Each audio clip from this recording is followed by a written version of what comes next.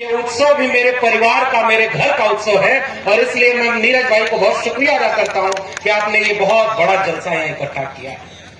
और कल मुझे जिन लोगों के साथ आदरणीय अनिल किशोर जी के साथ आना था, आपात परिस्थिति बनी कि मुझे लगा कि पहुंच नहीं पाएंगे, लेकिन आज यहाँ पहुंचने का एक मकसद ये भी है। भाषण तो हम लोग बहुत देते रहे हैं, देते रहेंगे, लेकिन आज इस मंच से एक ऐसी एकजुटता का पैगाम जाए कि हम सब बाबा साहब डॉक्टर भीमराव अंबेडकर के संविधान को मानने वाले लोग एकजुट होकर के संविधान के विरोधियों के खिलाफ कल भी खड़े थे, आज भी खड़े हैं और आगे भी खड़े रहेंगे और संविधान की हिफाजत करते रहेंगे। और इसके लिए मैं नीरज भाई को बहुत शुक्रिया अदा करता हूं कि उन्होंने एक वैचारिक मंच सजाया और इस पर इन विचार के लोगों को एक साथ इकट्ठा किया और अपने पिता को, अपनी माता जी को, जो कि खुद भी वैचारिक ट्रेनिंग दे करके अपने पुत्र को इतना सक्षम बनाया था कि उन्होंने भी कोई पाखंड नहीं किया,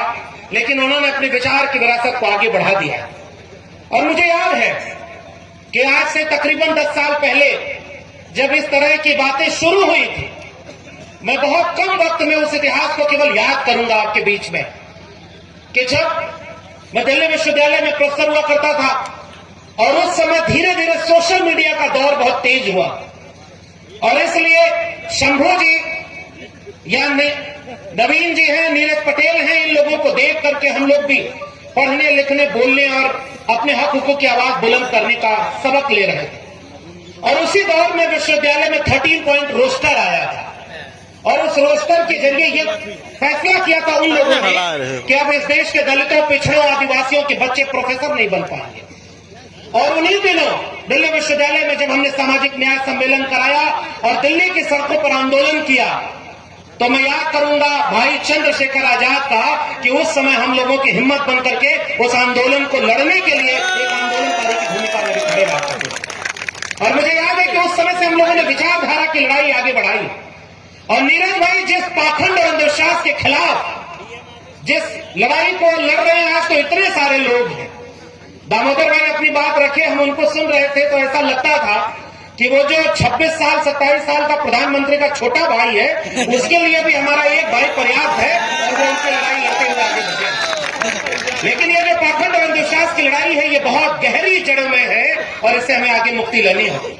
और मैं अपने याद करता हूं, मेरे पिताजी कॉमरेड थे, यहाँ वैचारिक बातें होंगी, लेकिन मैं अपनी बात याद करके ही अपनी बात खत्म करूंगा कि अपने परिवार में जब मैंने अपने पिताजी को देखा तो वो कॉमरेड थे, उन्होंने अपने पिताजी के मरने पर कोई पाखंड नहीं किया, कोई मुंडन नहीं कराया और जो वहां पर भोज हुआ उसमें शामिल नहीं हुए। फिर जब मेरे पिताजी गुजरे तो मुझे लगा कि उनकी सच्ची श्रद्धांजलि, उनको नमन यही होगा कि जिस पाखंड अंधविश्वास को वो नहीं मानते थे उसको न किया जाए। पूरे परिवार से लड़ना पड़ा, लेकिन अपने पिताजी की याद में हमने कोई ब्रह्मभोज और कोई मृत्यु भोज नहीं होने दिया था और उस समय हमें लड़ना पड़ा था। लेकिन बाद में मेरे परिवार में एक और दुर्घटना हुई और उस समय जब वो हुआ, मेरे बिना बोले ही मेरे परिवार के लोगों ने कहा कि वो कोई घंट नहीं बंधेगा, कोई मृत्यु भोज नहीं होगा। और मेरे छोटे भाई ने बच्चों को कलम, किताब और स्कूल का बस्ता बांटा और कहा कि मेरे पिताजी जहां होंगे इस बात से खुश होंगे कि मैंने उनकी याद में लोगों के हाथ में कलम बांटी है। और हम तो याद करेंगे, चंद्रशेखर भाई हैं, निजी पारिवारिक चीज, और मैंने इसीलिए कहा कि मैं इस मंच को पारिवारिक मंच मान करके यहाँ आना चाह रहा था। और दिल्ली में परिस्थितियां ऐसी बनी कि कल आना था, नहीं आ पाया, मुझे लगा फिर नहीं पहुंच पाएंगे, लेकिन आज यहाँ खड़ा होकर के सुकून महसूस हो रहा है कि हम सबकी साझा वैचारिक लड़ाई हम मिल करके लड़ेंगे।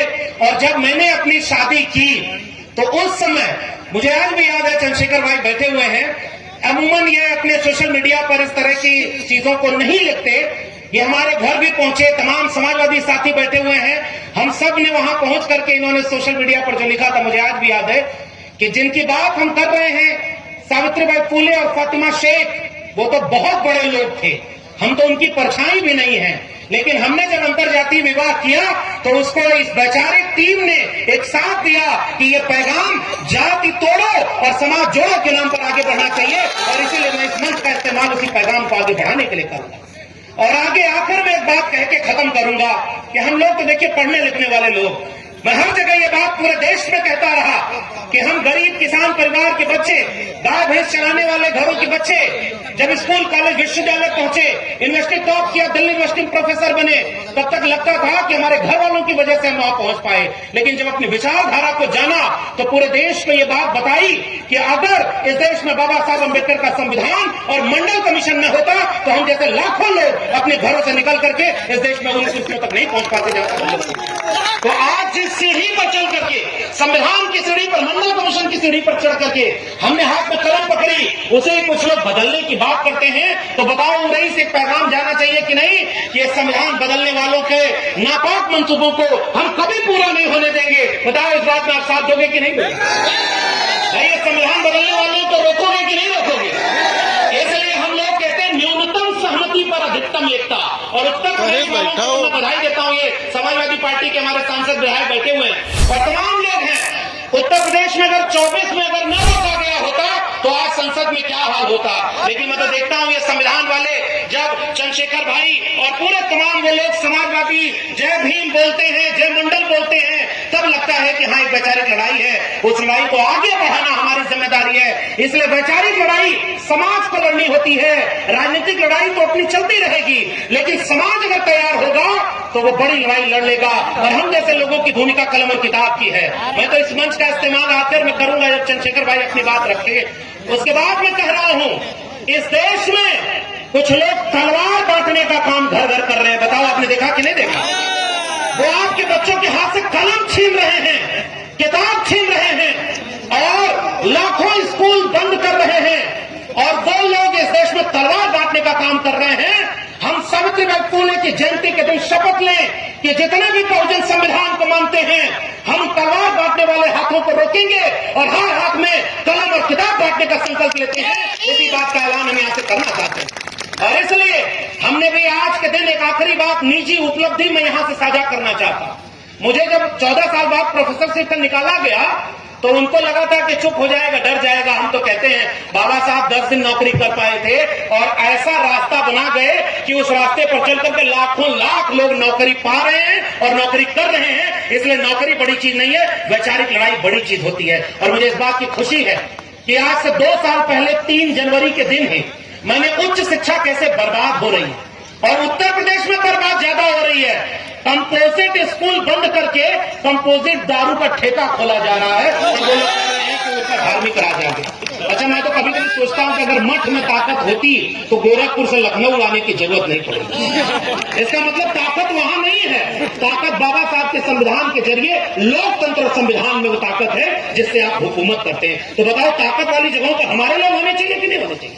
मैं इसी बात को कह करके आपसे एक संकल्प दिलाकर अपनी बात खत्म कर रहा हूं कि 2 साल पहले मैंने किताब लिखी थी प्रोफेसर की डायरी और ये आगाह किया था कि स्कूल कॉलेज विश्वविद्यालय बचा लेना।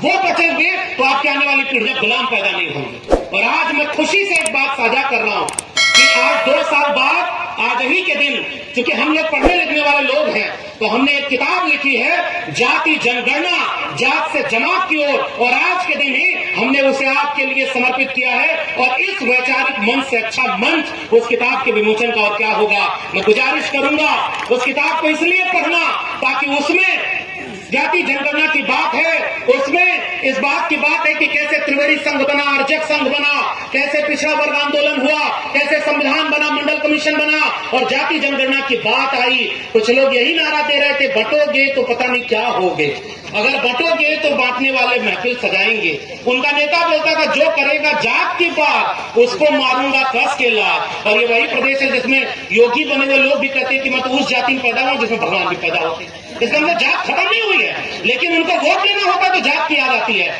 हमने कोशिश की है कि जात को जमात में बदलने के लिए नौजवानों आपको पढ़ने की जरूरत है। और जितने, मैं तो बधाई देता हूं नीरज भाई को, जितने पुरस्कार इन्होंने सम्मान में दिए हैं, एक बार फिर से जाकर के उनका नाम पढ़िएगा और इस मंच को देखिएगा। आज बहुजन समाज को जिस गुलदस्ते की जरूरत है उस गुलदस्ते को बनाने का काम नीरज पटेल ने किया है। इसलिए मैं चाहता हूं कि ये कारवां और आगे बढ़े और इसी उम्मीद के साथ कि हम इस वैचारिक लड़ाई को लड़ेंगे और मिल करके लड़ेंगे जब तक संविधान बदलने वालों को कुर्सी से नहीं बदल देते, तब तक इस लड़ाई को जारी रखेंगे। नीरज भाई को बहुत बहुत धन्यवाद। जय भीम, जय मंडल, जय संविधान, जय समाजवाद, इंकलाब जिंदाबाद। Wow.